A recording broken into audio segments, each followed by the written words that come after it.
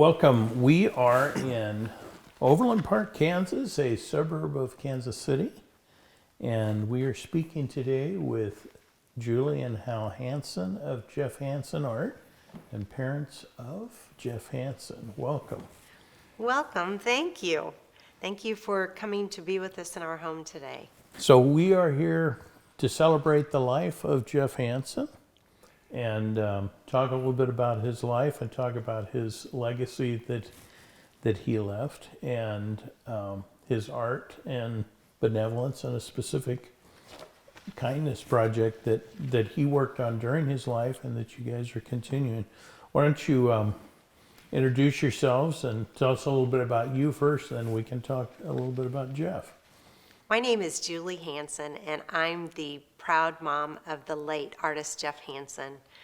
And my hobbies and joy are gardening and baking and certainly reflecting on our years with Jeff. Very good. Hal? I'm Hal Hanson, the father of Jeffrey Hanson. I am a retired physician. I was an emergency physician for 33 years. I retired and became an employee of Jeff, our son, in his art business, and had a wonderful time together doing that. We lost Jeff in December of 2020 from a brain tumor, and since that time, Julie and I have tried to continue some of his legacy. And that's what we're here today. We want to talk about Jeff's art, Jeff's kind of career, how he got into art. You call him the accidental artist, the accidental innovator. And then we'll ultimately at the end talk a little bit about a project that you're working on to celebrate and commemorate Jeff's life and kind of the kindness and benevolence that he did during his life and during his career. So Jeff recently celebrated, recently celebrated Jeff's 30th birthday. Yes. Jeff's heavenly birthday was on September 30th. He was born September 30th of 1993, and it happened to be his golden birthday, turning 30 on the 30th. During his short life, he had an art career, he had a career in benevolence, and my view is, from the outside, he touched thousands of lives, both in the U.S. and globally with his art. I think his happiness, his attitude, and as well as his benevolence. Jeff was born with a genetic condition called neurofibromatosis, and along with that came an optic nerve glioma, a tumor on his optic nerves, which caused visual impairment. And we decided to do treatment to that optic glioma. And during that time, that's when Jeff started to paint with simple watercolor note cards during chemotherapy and radiation. Jeff described his damaged vision as if he were looking through a piece of Swiss cheese. He had spots where he could look and find you in his visual field where he could focus fairly well. And that amount of vision enabled him to pick up the hobby of painting and art. He certainly did not receive any help from his parents' DNA on the art hobby. He had no art training. He was a self-taught artist. And following treatment after chemotherapy and radiation, Jeff had this desire to want to give back to the world. And he started philanthropy with a little bistro at the end of our driveway that he called Jeff's Bistro. And in the summer of 2006, every Saturday at 7 a.m., he would be set up with his glorified lemonade stand, selling my baked goods, brownies and many different kinds of loaves of bread and coffee cakes and Rice Krispie bars. Fortunately, she loves to bake. I do love to bake. This worked in Jeff's favor. Yes. I had to think of something that I could do to help him because I didn't think selling little watercolor note cards was going to get him very far in his fundraising. He was fundraising for the Children's Tumor Foundation, which is the foundation that researches neurofibromatosis, his own genetic condition. And at the end of that summer, Jeff had generated $15,000 for the Children's Tumor Foundation in New York City. Wow. But It was a good lemonade stand. An unusual thing happened during that Jeff's Bistro summer. Jeff was 12. As Julie mentioned, his vision was salvaged. We were afraid he was going to become totally blind from this optic glioma tumor. However, with radiation, it salvaged his vision, and it actually improved a little, which was not predicted. So he does this Jeff's Bistro, and he's sitting out there at the end of our driveway, painting little note cards, waving at cars going by, and selling treats from Julie's kitchen. Unbeknownst to us, a distant neighbor who we really did not know was watching this unfold, and he was quite enthralled by the fact that a 12-year-old would sit out on his driveway painting note cards and selling them, and he was raising money for two things. He wanted to buy a nice leather chair for his room. Oh, it wasn't just any chair. It was an Italian black leather Natuzzi chair, a whopping $1,319 that he wanted for his bedroom when he was 12. Now, this was in 2006, and that was a lot of money for a chair. And we had told him, we're not buying that chair. You got to go earn it. So that he set up this bistro to earn the chair, but he had decided that he would split his proceeds. Half would go to the Children's Tumor Foundation, and half would go to the chair.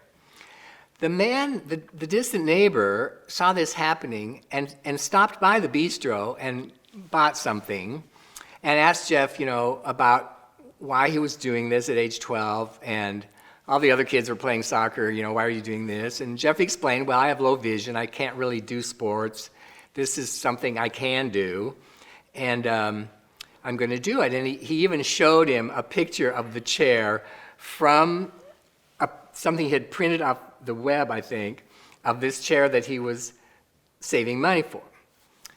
This neighbor was so intrigued by the fact that a kid would give up all their screen time and gaming and other activities that kids were doing and just do something more philanthropic. So he went and bought the chair, the $1,319 chair, that same day that he visited. And it arrived in a truck and was dumped on our driveway. And he was there with it. And Jeff said, this is the chair I want to buy. And he said, I know. I think you need an award. You need a trophy for what you're doing. And Jeff said, yeah, but I was going to do this Jeff's Bistro all summer to raise money for it. This was going to be my activity for this summer. And the neighbor said, I don't want you to quit Jeff's Bistro. Just keep doing it all summer like you planned, but just give all the money to the Children's Tumor Foundation. And he walked away, and we really never saw him again. A random act of kindness. And that was an enormous lesson in Jeff's life. Jeff was so kind and so generous and so loving, and he learned from that day, random acts of kindness, one by one, can help make the world a better place. And you see what an influencer that man was. He almost anonymously did this random act of kindness, but look what he set in motion. He inspired a kid named Jeffrey to generate $7 million for charity. After that summer, Jeff was invited to take one of his little watercolor note cards and put it onto a canvas for the Medical Missions Foundation Gala called Art for the Children. And I'd never even bought a canvas. We went to Hobby Lobby and I thought, well, they've got to be in here somewhere. I'd never bought a canvas. I'd never worked on a canvas, but I bought a 30 by 40 canvas for this gala for Jeff to take the artwork of a note card and transfer it onto a canvas. And so it sold for $400 that night on the silent auction. And after that, believe it or not, people came calling and knocking on our doors wanting to commission Jeff's artwork. And this was fairly comical because, yeah, people circled back after medical admissions. You know how it is on a silent auction. You keep signing your name, and the last person gets it. But other people who were disappointed they didn't get it wanted to commission something from Jeff. By this time, Jeff was probably 14. Yes. And, they would say, well, what do you charge for a commission, Jeff? He's 14. And we don't even know what a canvas is. And so I think he just made up a number. The one that had just sold had sold for $400, so I think he said something like that. And people said, fine. And so at first, they would look at his portfolio of hand-painted note cards that he had created. They're all a variety of things, all of them abstract. Jeff's vision didn't permit him to paint anything very concrete or realistic. So they would choose a note card and they would say, okay, blow this up into a, whatever size they wanted to fit over their fireplace. And so Jeff started doing it. And eventually, if we fast forward, eventually those paintings became heavily textured acrylic on canvas, where Jeff would even paint the sides of the canvas. No one framed his work, but he started donating these beautiful paintings to live charity events across the nation for all types of organizations: Make-A-Wish, children's hospitals, American Heart, Leukemia Lymphoma, Juvenile Diabetes Research Foundation. The list goes on, to the tune of over 200 galas by the time he passed at age 27. And these paintings would sell for typically right around $35,000 to $40,000. And remember, those are generous dollars. These are Right. people at a fundraiser for American Heart, and they're there to donate some money anyway, so I might as well go home with a painting. But the story was important. The story is why. the story was everything. The story was the whole thing. In fact, for many years, I did not think anybody was buying his art for the art. I thought it was more for his story, that he's a visually impaired artist, self-taught, his business, his quote art business, was for profit. He was not a 501c3. He was the sole proprietor of an art business. He paid income tax. He sold paintings. But the success of his art business enabled him to also donate free paintings to live charity auctions. And of course, it started very locally. He was a 14-year-old kid in the Kansas City metro area, and it would be local fundraisers. He would attend the fundraiser gala after he had donated their painting, and he would get on stage and encourage the bidding. And the gala would always play a little 2 or 3 minute little video that summarized who Jeff was, why he was there, what his disability was with his vision, and it just exploded.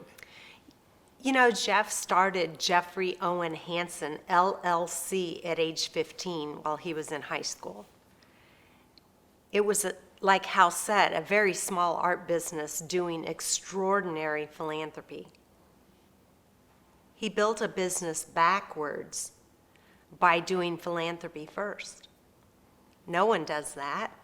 People give to charity events and sponsorships once their business has taken off and they have the funds to do that. But what was happening with Jeff was he was being recognized with his extraordinary story at live charity auctions across the nation, which actually was marketing his artwork. And his philanthropy was becoming contagious. People were so inspired by this young visually impaired artist with such a huge heart. You wrote a book called Claude. Lessons from Claude. Lessons from Claude. Claude was the name Jeff gave the tumor that damaged his vision. It was not like Claude Monet. It was CLOD, like a clod of dirt.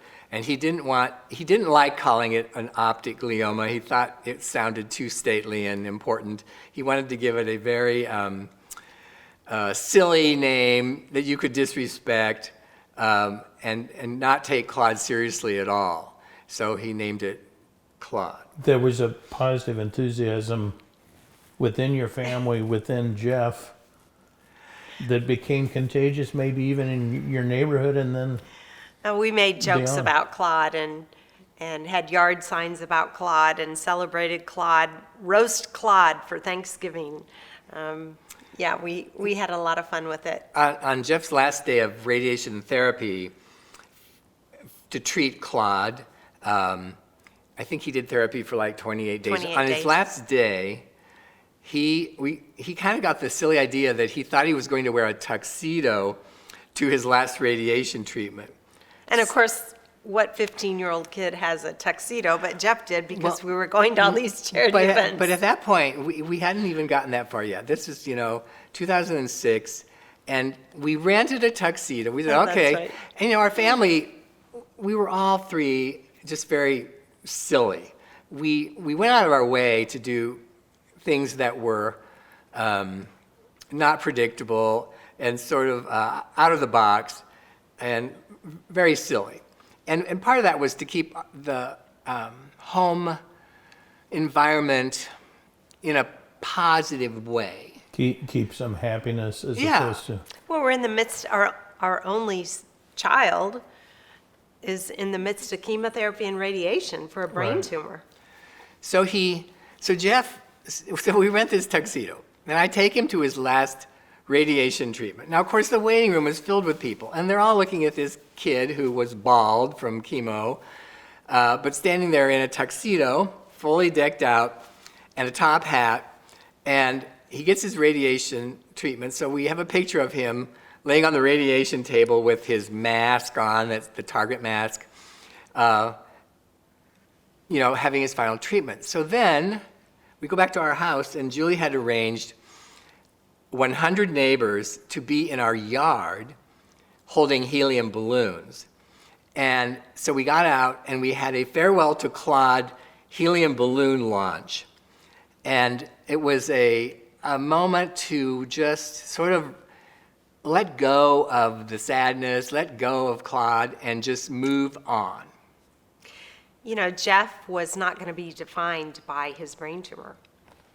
He quickly wanted to be defined by his generous heart. He had a saying, don't let your Claude define you.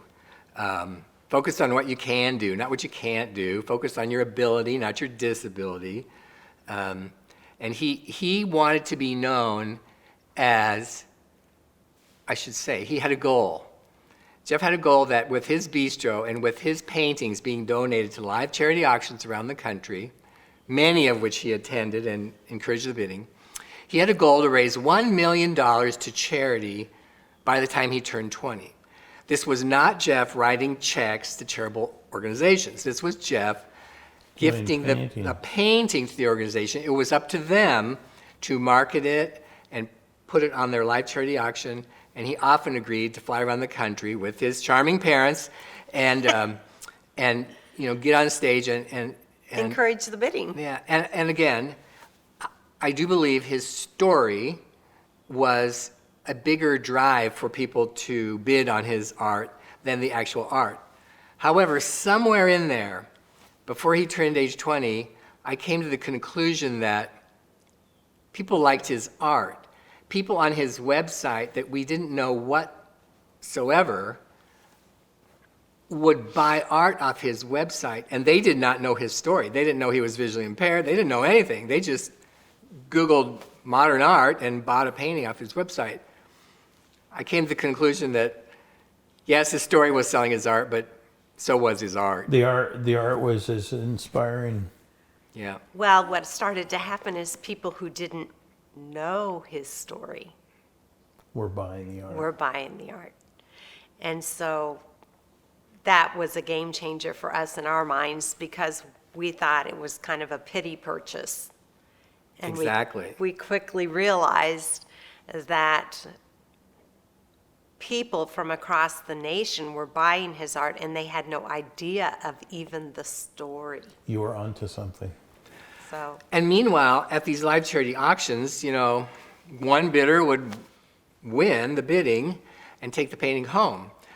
But many times, a disappointed bidder would circle back to Jeff soon after the gala event and just say, I just want to commission a painting from you. I was disappointed I didn't get the painting. So that started blossoming. And as Julie mentioned, Jeff Hanson Art, the for-profit art business, didn't have a marketing department. It didn't advertise, The advertisement was, take a painting to San Francisco, have it in front of 2,000 people in tuxedos, bid on it, and that's your marketing. It's just a free gift, and it turns into an incredible piece of marketing.